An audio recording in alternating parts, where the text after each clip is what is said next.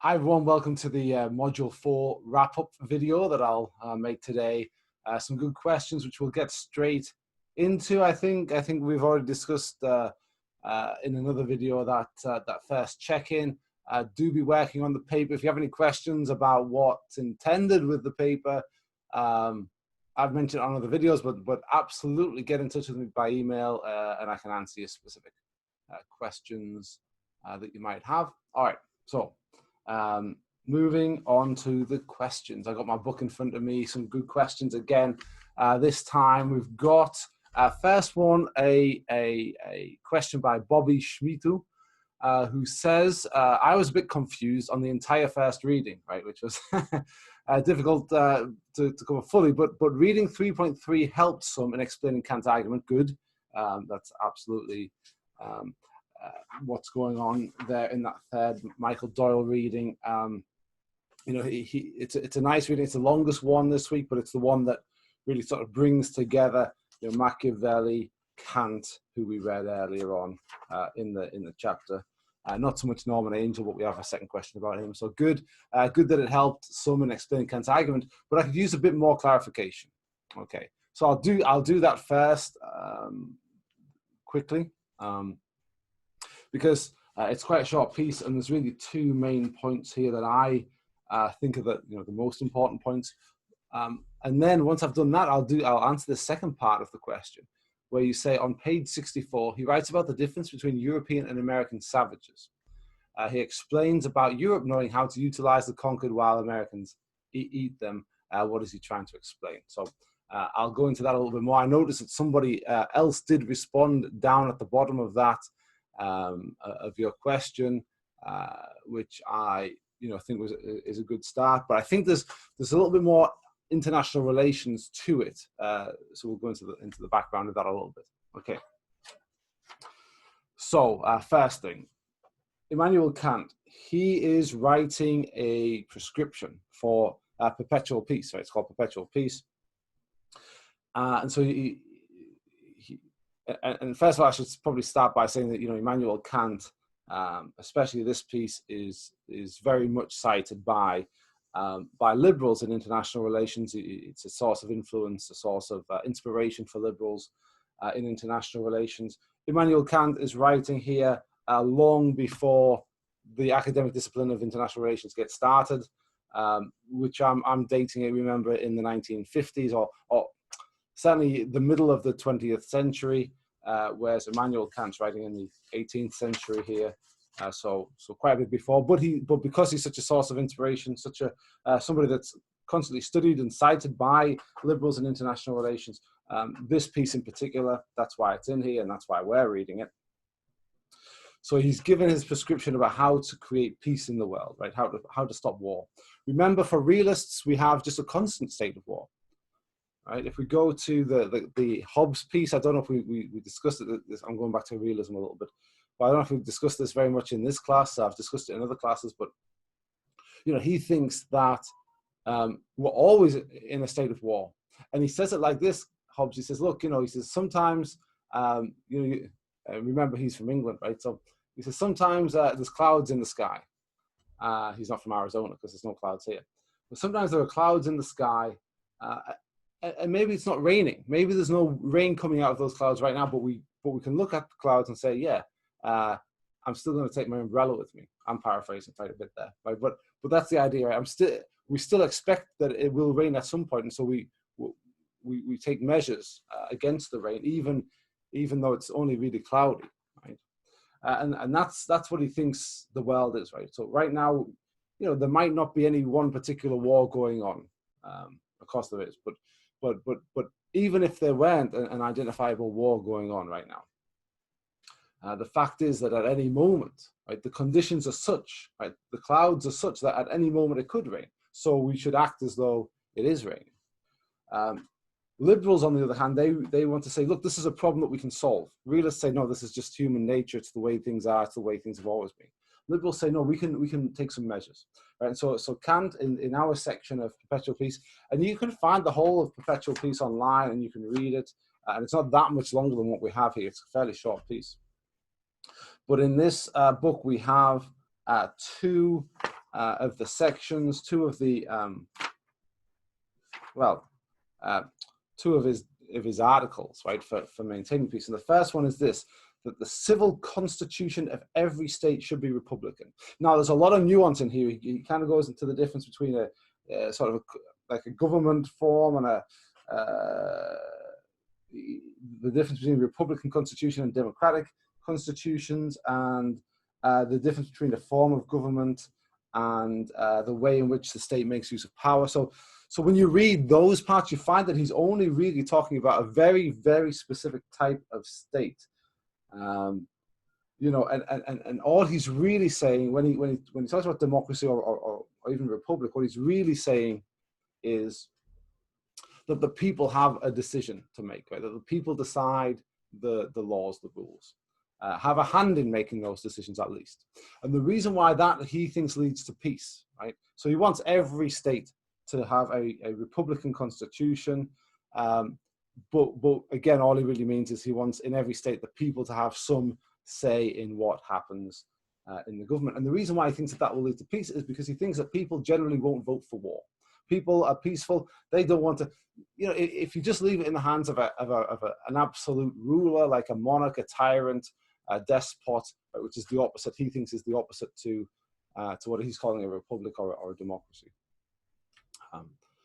If you just leave it solely in the hands of one person, that king, that despot, he's not going to be personally affected by the war. He's going to be in a palace somewhere where, you know, quite far away from the fighting, from the calamity.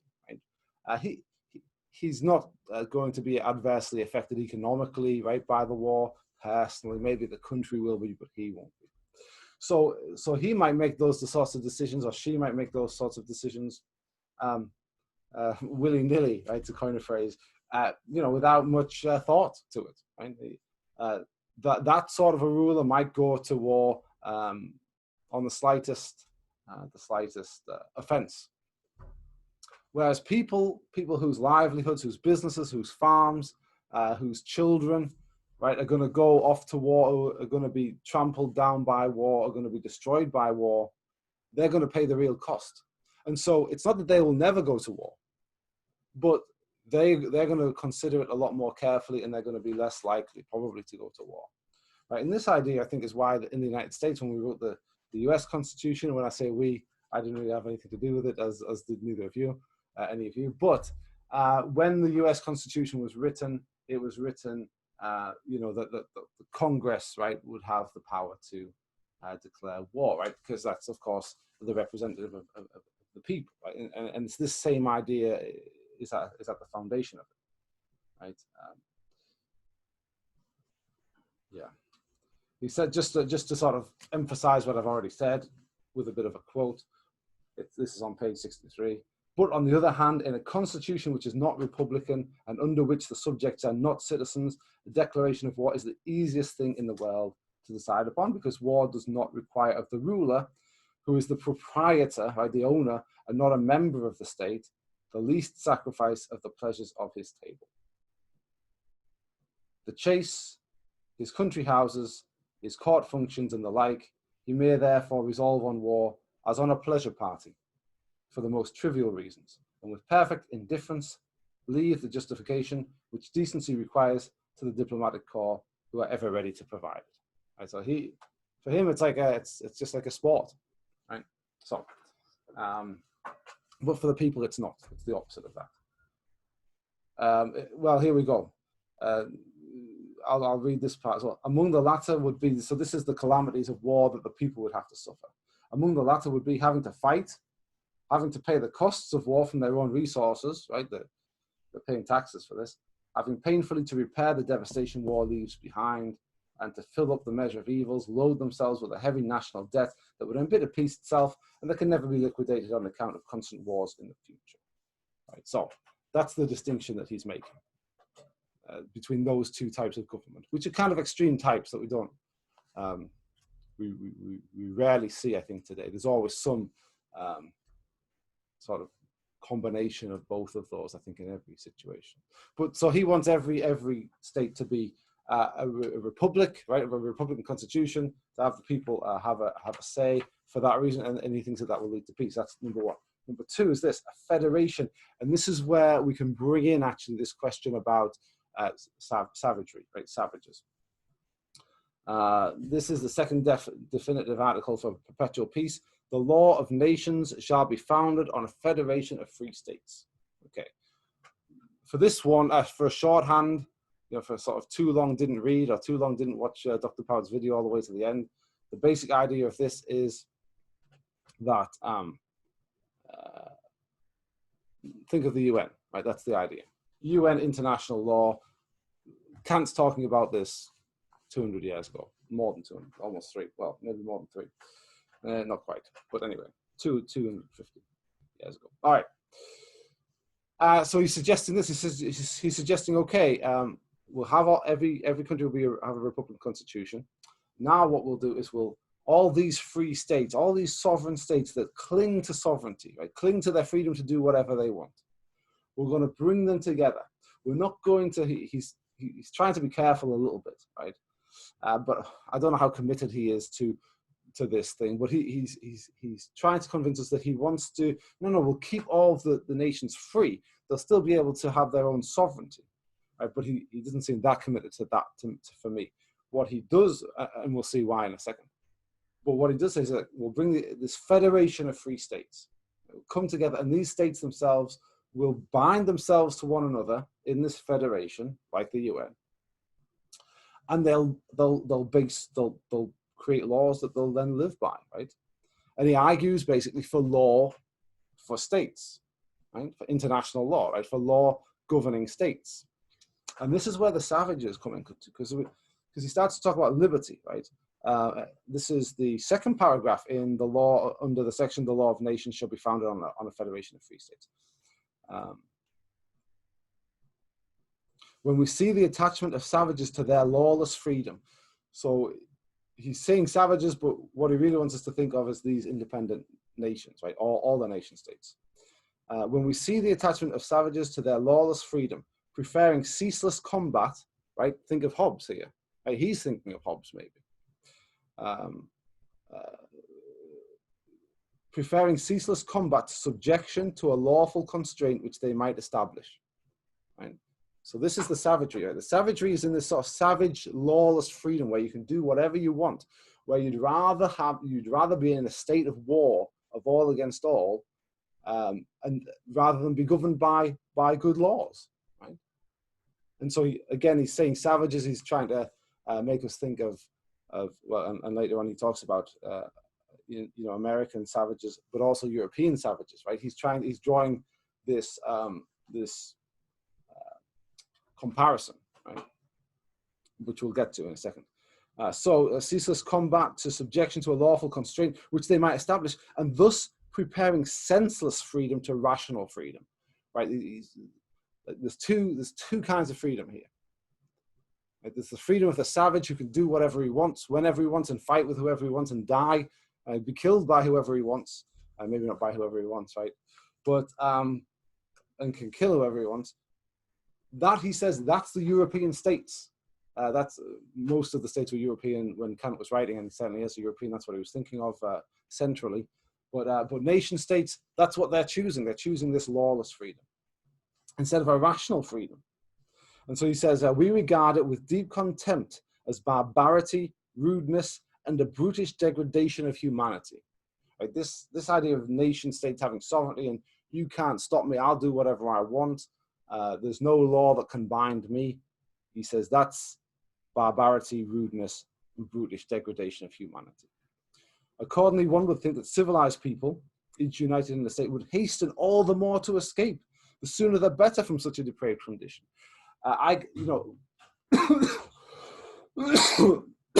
He's definitely here thinking of Hobbes's state of nature, right? Which Hobbes himself says, he agrees, right, that the state of nature is horrible, right? What is it?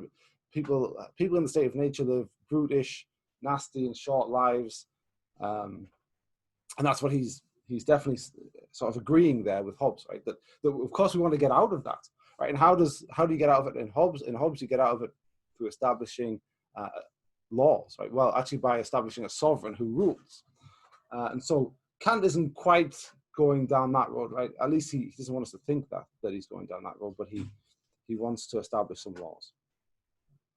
Anyway, I could go on because he's talking about this for the next paragraph or so.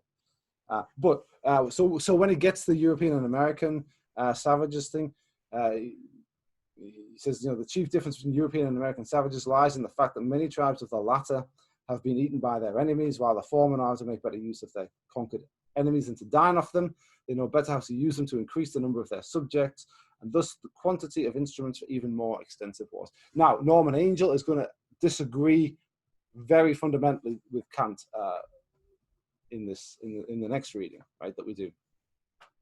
But the point that he's making, right, is that we call, and when I say we, right, this is the 18th century Kant are German, right, but 18th century Europeans, is calling the Native Americans, he's calling them savages. He says we call those guys savages, but actually European states are much more savage than that, right? Well, it sounds worse than that to me. He says, the only difference between us is, you might get eaten by your enemy over there. Here we do use them, right? We use them to create more war, more savagery, right? More barbarity. So that's what he's getting at there. That's what he's trying to explain. He's trying to sort of turn the gaze, instead of looking over there and seeing savagery, let's look at ourselves and see the savagery. And let's try and escape from that savagery, right? Before we try and help other people escape from the savagery, right? That's what about us, right? What about we European states? So that's what he's saying. So I definitely commend you, Bobby, to sort of, in the context of what we're saying here, to go back and read that. You'll get a lot more than I've given you here, more than likely, right? Kant is a bit of a better writer than I am speaker, absolutely. But I hope that helped, and I hope that helped other people who might be watching the video. Thank you for your question. That was a great one. Sonia's next, although Joshua actually has more upvotes. It's happened again. If somebody, I think it looks like if somebody answers your question, posts a response, posts you up as well, which is, I suppose, good because it lets me get involved in the conversation that's happening. So anyway. Sonia has no idea what Angell's talking about in The Great Illusion. Right. That's another big one. I would like clarity on what he means when he says, okay, here we go. For a modern nation to add to its territory, no more adds to the wealth of the people. Angell then goes into an explanation about Londoners and trade, but the passage was very confusing. Okay, that particular passage, I should have found that, shouldn't I? I do remember it. It's when he says, like, if the city of London occupies Hertfordshire, I think, it would be no more profitable, right? And let's start there, right, before I find this. Oh, I just found it, the county of Hertford. Okay, but basically the idea of this is that war is unprofitable. So we've had from Kant, we've had sort of a Republican peace idea, right, that if we are, if all of our constitutions are a Republican, and if we make a sort of a republic in the world, right, where we're governed by laws, right, that are established by these free states, that's sort of a Republican political peace. With Angell, we sort of have like an economic argument, right? But it's a reverse economic argument. Sometimes, like, I suppose even Kant mentions economics. He talks about having to pay for wars and how it's expensive. This is sort of, Angell here is coming at it from the other way, and he's saying wars don't get you any more money, right? Occupying other countries doesn't get you any more money. Expanding the borders of your state doesn't make you any wealthier, right? And it wouldn't. And so let's read the passage that you mentioned. For a modern nation to add to its territory no more adds to the wealth of the people of such nation than it would add to the wealth of Londoners if the city of London were to annex the county of Hertford. The author also shows that international finance has become so interdependent. Okay, that's the second point. I think he says somewhere in here, I've read this a good few times now, but I believe that the reason why he says that it won't, and I think he talks about Alsace in there as well, right? Germany invading Alsace, Lorraine.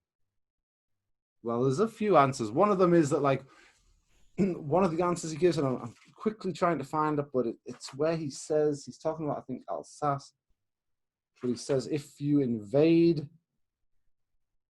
you know, yes, you get all of the resources that are there, all of the businesses that are there, but you also get all the people that are there, right? So yes, you've, you know, in one way you've increased the wealth of your country, but you now have to divide that increase, right, by the number of subjects that you've also increased, right? So think of it on like a GDP per capita basis, right? You know, yes, you've increased your GDP by, let's say you're the Germans and you've invaded Strasbourg or something, you've occupied Strasbourg. Yes, now you have this extra city of Strasbourg with all of its trade and resources and all of those things. Yes, you now have that. So that's increased your overall GDP. You've got a bigger GDP now. But he says, you know, the GDP per capita is what matters, is basically what he's saying. That now we have to divide all of that by all of these extra people that we have in Strasbourg. Oh, here we go. I found it. It's at the top of page 66. When Germany annexed Alsatia, I think I call it Alsace, but I think it's the same place. No individual German secured a single mark's worth of Alsatian property as the spoils of war. Conquest in the modern world is a process of multiplying by synopsis 11, 10, and then obtaining the original figure by dividing by 10. Right? I think that's what he's getting at. I think it is confusing, though, you're right. But synopsis 11, 10. And then he's got the, yeah, that's some multiplication that I've never done. So yeah, see how it's confusing. But I'm pretty sure that's what he's saying, right? I'm pretty sure he's saying, you know, yes, you take the resources, but yeah, you still got to divide it by the fact that you have more land to develop, right? More people to develop, more people to rule, to keep in order, that sort of thing. So it doesn't really do any individual German any good that now Germany has Alsace.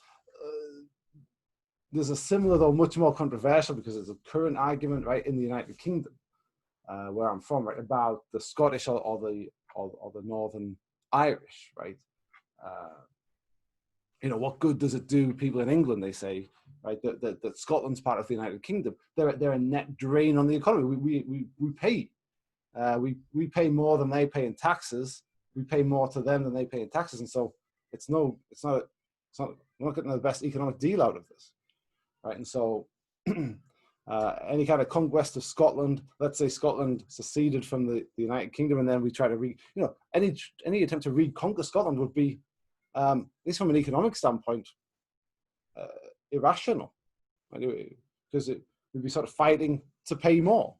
And similar arguments about Northern Ireland have been heard, right? I'm not saying I agree with these, right? Because there's other things other than economics, but why do we care about Northern Ireland? Why do we care about keeping them in the Union? Like, one of the answers to that, right, is that the majority of people in Northern Ireland are British people that want to remain part of the country. So sort of a self-determination, by a self-determination rule, that's persuasive for me. But from a purely economic argument, people will say, look, it's economically not very beneficial for us here in England, especially in the southeast of England. So, and that's sort of an argument you could point to somewhere like Luxembourg or Monaco, Switzerland, right? Very small places, very small territories, small populations, but extremely rich, right? And so is that sort of a state better? Would it do Switzerland any good to, not that they could do this, right? But would it do them any good to annex Italy, right? Or Austria? Of course, they would struggle to do that. But would it do them any good? They'd be getting a lot more poorer people. Yes, they would get. Yes, there's important resources, important businesses, important commerce in those countries that I mentioned. But there would be increasing the size of the population that they'd have to split that over, and it would be anyway. So that's basically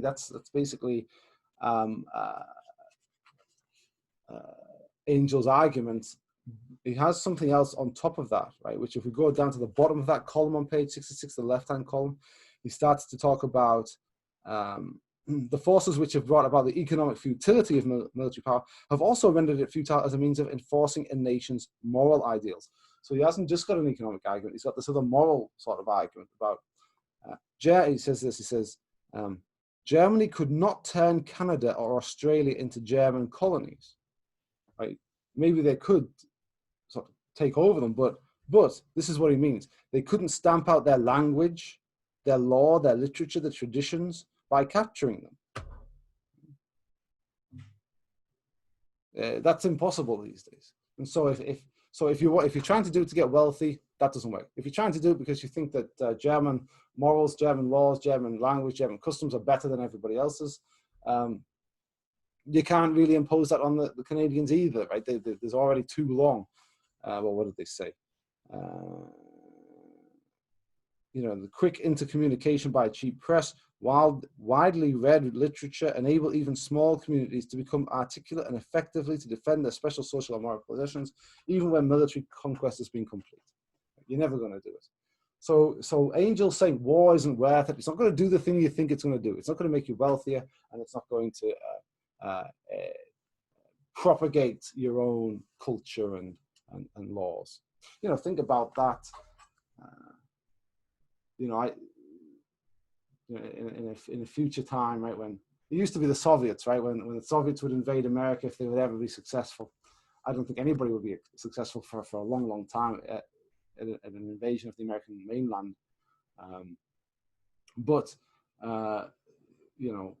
would change? Right? Would we all of a sudden stop speaking English? Right? Would we all of a sudden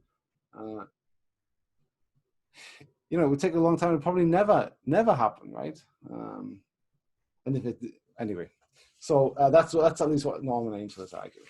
It's a pointless war is pointless. All right, now I'll get to Joshua Ice. Kant argues in section 2 that democracy is despotism. Yes, because it establishes an executive power. I can see where he's getting this, but I'm just confused. If the executive powers are limited, how is this despotism? All right, fair enough. I think he's talking about democracy. I believe he's talking about democracy. I'm going to read this while I'm saying it, just in case I get anything wrong. But my understanding is he's talking about democracy as Aristotle talks about democracy, where it's very majoritarian democracy, a democracy where the people. And when Aristotle talks about the people, he means the poor, like the lower classes, where the people rule on their own behalf. They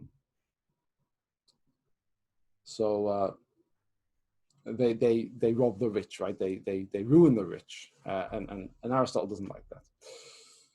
So let's see. I think a good way to start this answer actually is to look at these divisions that he makes. Right, so he has a republican constitution and a democratic constitution. Right? That's separate. The forms of a state can be divided either according to the persons who possess the sovereign power or according to the mode of administration exercised over the people by the chief, whoever he may be.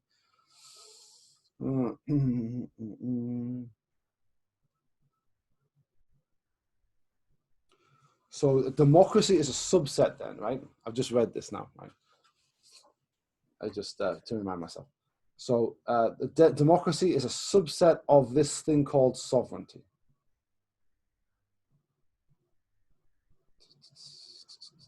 So now I need to find that bit that you said about when he talks about democracy.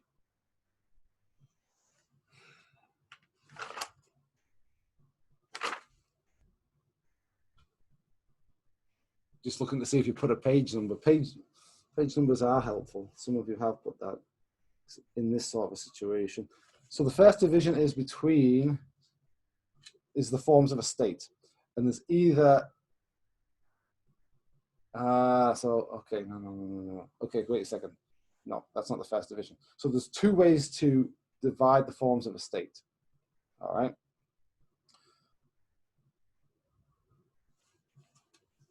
So you can do it either according to the persons who possess the sovereign power, okay? There's only three possible forms of that, he says. One of them is democracy, which is where the people, in which all who constitute society possess sovereign power. Okay. The second division is that by the form of government, and is based on the way in which a state makes use of its power. This way is based on the Constitution, which is an act of general will. Through the many persons become one nation. In this respect, government is either republican or despotic. Okay. So you could have a so according to Kant, I believe, unless he says something later on that contradicts this. So according to Kant, we can have democracy. We can have a democracy, and we can have a democracy that's despotic, or a democracy that is republican. And when he says republican, he says republicanism is the political principle of the separation of the executive power from the legislative. Despotism is that of the autonomous execution of the state of laws which it has itself decreed. Thus, in despotism, the public will is administered by the rulers. Right? The public will is administered by the ruler as his own will. Of the three forms of the state, that of democracy is, properly speaking, necessarily a despotism. So he does say that thing. Because it establishes an executive power in which all decide for or even against one who does not agree. That is, all who are not quite all decide. That's the answer. So Kant's giving you the answer. Let me see if I can analyze or interpret his answer a little bit for us. Good. Good. I did not realize that before this question, that actually Kant thinks that democracy is necessarily of the form of despotism. So you can't have republican democracy. And his answer, his argument to me seems to be that this. It seems to be that you can't have a division. You can't have a separation of powers in a democracy, he thinks. Right? Because if a democracy is the rule of all, then once you separate it, and I can kind of see the merit to this argument. Once you're separated, if you're separating powers, so as you're doing, right? Because you're saying, oh well, we're going to limit the executive powers, right? So you're not quite saying separation of powers here, but I guess my question is there another way to limit the powers of an executive other than by having some other institution that blocks the executive in some cases? Because, okay, you could say, right, we've established this constitution, we've established these laws, the executive, okay, we're talking about democracy, right? So that we have the people's will is supreme, the people act as a whole body, and when they say something, that's what happens. That's a very strong executive. If you now say, no, but they can't do X, Y, Z, they can't do these other things, you've either got to have a group that can stop them from doing those things, that can prevent them, right? Some sort of institution. And I'm thinking, of course, about the United States, which is a great example of Republican government. I'm thinking about the Supreme Court. I'm thinking about sort of the original Senate that wasn't elected by the people, right? So you have those sorts of institutions that would block the power of the people, right? Which is what they were designed to do, of course. They were designed to block the power of the people. The Senate in particular was designed for that. And the presidency, I think to a lesser degree. But the Senate was absolutely designed to block the will of the people. So at that point, I think Kant says, once you start to do that, once you start to separate the powers, once you start to block the power of the people, you haven't really got a democracy at that point. Right? Because what he thinks is the democracy is where the people's will is supreme. I think he says those words. The public will, right? So he thinks of this thing as the public will is administered by the ruler as his own will. Of the three forms that of democracy is, properly speaking, necessarily despotism because it establishes an executive power in which all decide for or even against one who does not agree. That is all. All who are not quite all. So it's a little bit philosophical, actually. It's a little bit, it's interesting. But if you have the whole, if you're governed by the whole, by all the people, if one person doesn't agree, that person's overruled. And if you're governed by all the people, you can't separate them into, because as soon as you do start to separate them into different institutions or into different classes or something like that, sort of checks and balances on each other, then I think for Kant, you haven't got a democracy anymore. You've got a republic, right? Which is, I think, his argument. So hopefully that helps a little bit. If the executive, I'm going to say, if the executive powers are limited, it's not a democracy for Kant. There you go.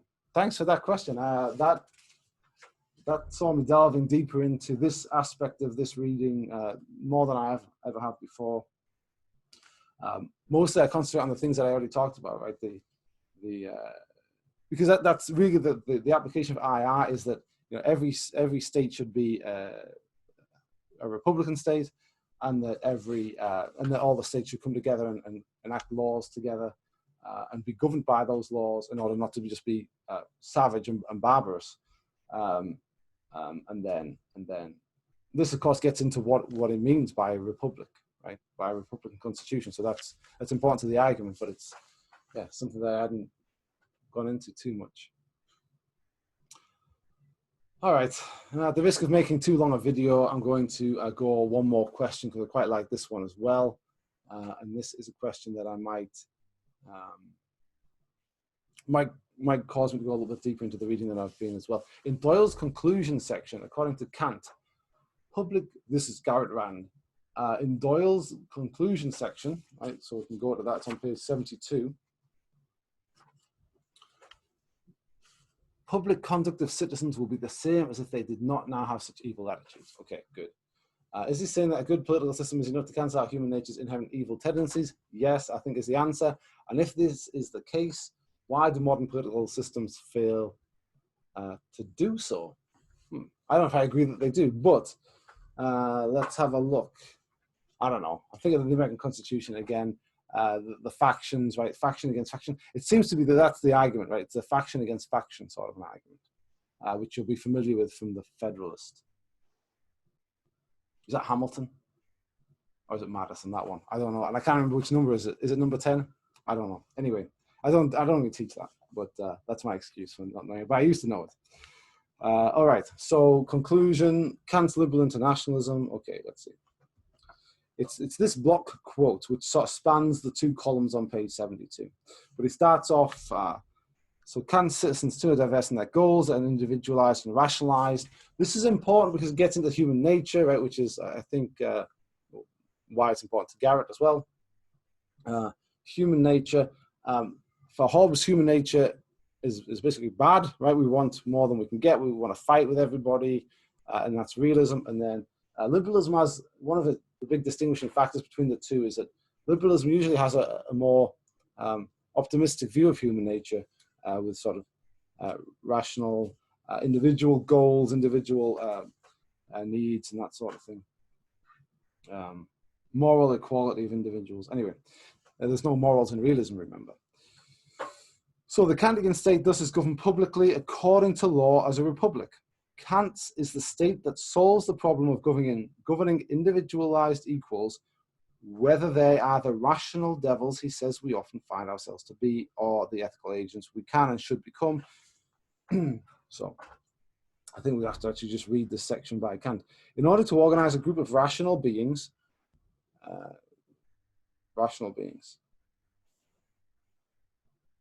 I think realist individuals are rational too. Right? They have their own interests that they pursue, rationally. So that's an aspect of commonality. Right? Rationality is common to both realism and liberalism. Yes. All right. So they require universal laws for their survival. So they require universal laws for their survival. Remember Kant, what we talked about Kant earlier, we want to get ourselves out of the state of barbarity, right, or savagery, right, of just doing whatever we want, whenever we want. We want to get ourselves out of that. So we need universal laws for that. He thinks that's the same for individuals. He thinks that's the same for states. But of whom each separate individual is secretly inclined to exempt himself from them. So, secretly, we might say we're in favor of laws. We might say we're law-abiding. But, and this is a problem that we've had that's been discussed since Socrates, right? Since Plato in the Republic, probably before then, I would imagine. But this idea that we think that we want to have the appearance of abiding by the laws, we want to have the appearance of justice, but actually justice doesn't serve our interests when it comes down to it. And so that's the problem that Kant is trying to solve here. We're secretly inclined to exempt himself from them, from the laws. The Constitution must be so designed that, although the citizens are opposed to one another in their private attitudes, so we secretly want to get one over on each other and get a leg up, right? That's of course not me, right? Don't don't think that that's what I'm like. Of course, I'm not like that. But of course, that's what we all have to say. All right, those opposing views may inhibit one another in such a way that the public conduct of the citizens will be the same as if they did not have such evil attitudes. All right.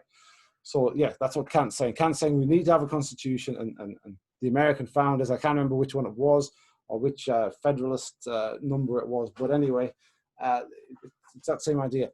We need to create a constitution, create a society whereby, although we secretly want to clamber all over each other to get to the top, well, we secretly want to do that, even though we're professing sort of brotherhood and unity, and we're secretly doing the other thing. Even though we're secretly doing that, we have to have a constitution that causes us to act as though we didn't have that inclination, right? To be competitive and to go after what we want at the expense of everybody else. We have to have some sort of constitution that causes us to overcome, not even necessarily to overcome, that's too strong, just to act as though it wasn't there, which I think it works, right? I think it works generally. If you, at least in the people I hang around with, the people I associate with, the vast majority of them are not obviously, openly acting as though they want to, you know, stab me and leave me for dead in order to get a little bit more further ahead. Right? Most people are not acting in that way. Right? Maybe that's very extreme, and maybe that's more extreme than what Kant is thinking. But he's calling them evil attitudes, right? So it could come close to that. That Kant thinks that we have these secret ambitions and secret inclinations to do harm to other people in order to better our own lot. And so I think, though, that you know, we have laws, for example, right? Laws and punishments for behaving in those sorts of ways, for following through with that.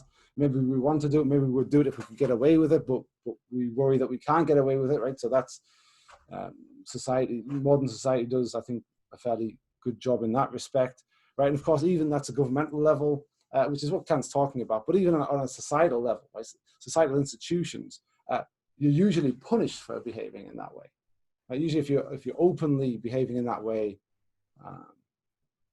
at least again, the circles that I operate in, those sorts of moves would be punished. I don't know, always like we're watching the political dramas or something, Medici I've been watching, and there you seem to be rewarded, right, for your, although, you know, while you might be acting scandalously and evilly behind your back, you're still in public trying to show that you're not like that, which is of course what the Republic, when it starts talking about justice at the beginning, what Socrates asked, right? Is it Thrasymachus that he's talking with at that point, but where he says, you know, maybe it's not justice itself, but just a reputation for justice, right? But either way, that seems to control a lot of the, you know, a lot of these evil attitudes, as Kant calls them. So that's what he's talking about, I think, which I think you've got the gist of it, at least the gist of it, and you've got a good understanding of it. I don't agree with you that modern political systems fail to do that, but that's another discussion. So I'll leave it there. We've done a good few questions there, 4 or 5 of them, very good questions. I like these readings, they're interesting. I think the more I teach this class, the more I like these readings. It used to be that I enjoyed the realism section a lot more. This is a good one. We're going to move on. No, we're not going to move on, I don't think. Number 5 is also going to be liberalism, right? No? Did I squash all the liberalism together, maybe? No, because we've got Cohen next, right? I think we've got Cohen next, which is a longer piece. Cohen's interesting. Watch out for Cohen. He's going to try and blend. He's going to try and blend liberalism and realism together. So watch out for that. All right, I'm going to leave it there.